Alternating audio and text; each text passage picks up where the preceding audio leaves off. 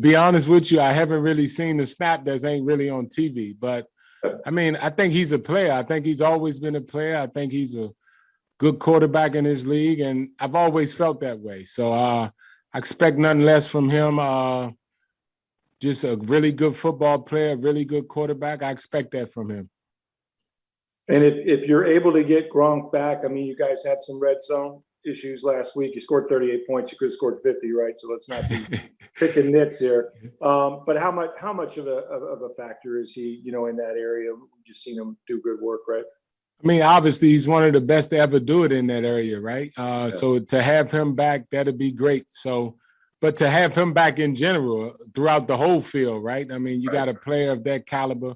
You want to be able to have, as many in your deck that you can have going against the team that we're going against. So, we'll see. We'll see where we at. We're trying to get as healthy as we can get. And anytime you can add the players that we have that's injured back, that always helps. Thanks. Mm-hmm. We'll go to Greg Allman. Byron, I know it'll probably be less of a necessity with Gronkowski when he's back, but I want to ask you about just using jumbo tight end, using Josh, you even used Stinney, I think, on like a 7-man line for a couple downs there Sunday.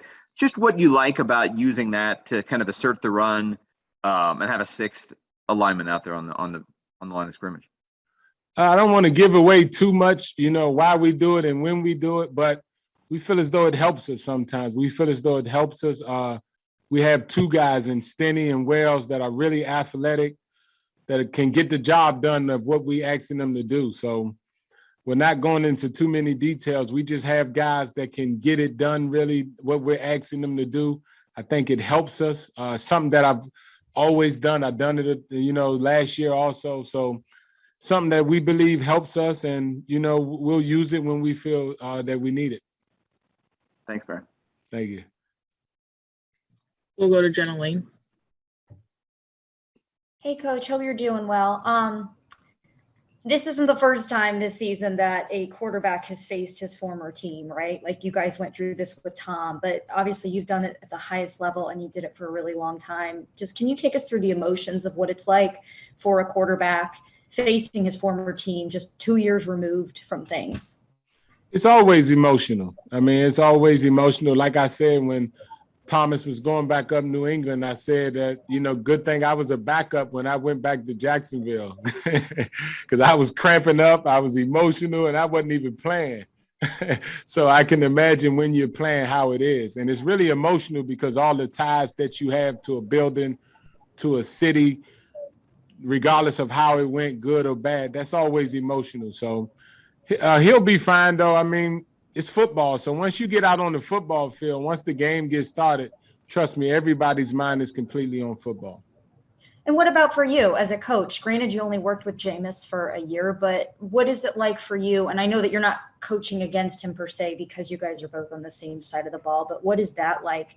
When you see a guy that you poured yourself into and he gave you everything he had and you're no longer working together, what's that like? Yeah, I mean, that happens in this league, right? That happens pretty much every year in this league. Like I said, he worked his butt off, worked his tail off for me. I tried to do the same.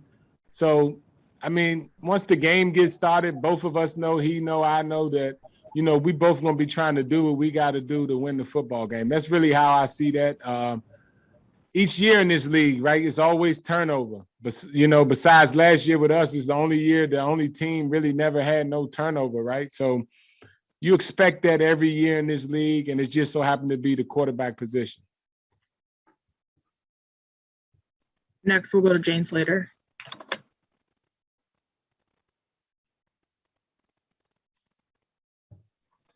I was just curious, Coach, when you look at this time last year versus where Tom Brady was this year, what's really standing out for you about his game, his preparation, his command of this offense? I mean, I think he's thrown it as good as he's thrown it since he's been here. I think he has a great awareness.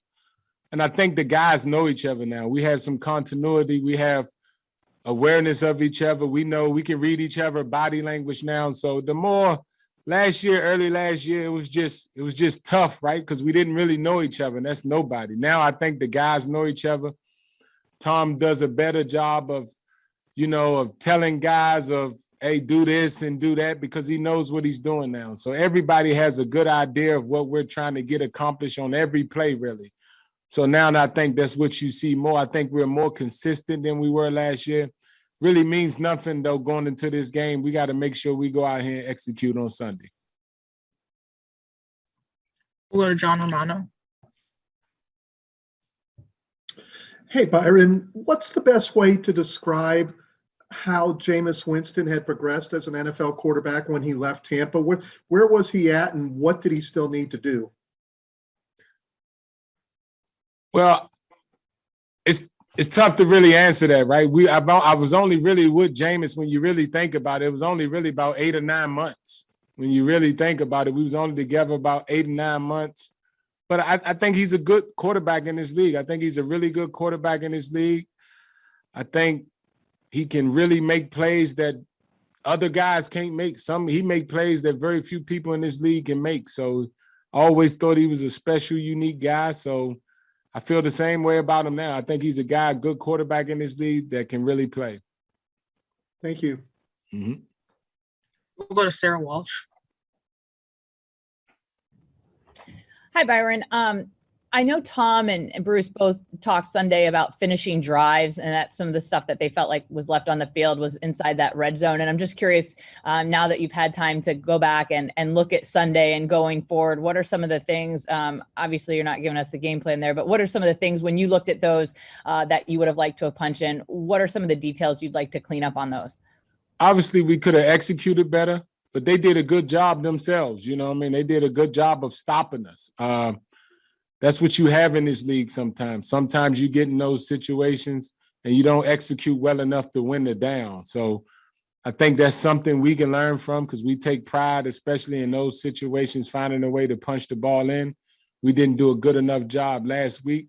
Obviously, we'll try to learn from that and get better from it, work on it continuously this week, next week. We're always working on our game to try to get better. So same thing with that. We'll look at it, learn from it, and just try to get better from it. All right, that's all we have time for. Appreciate you taking the time, Coach. Thank you.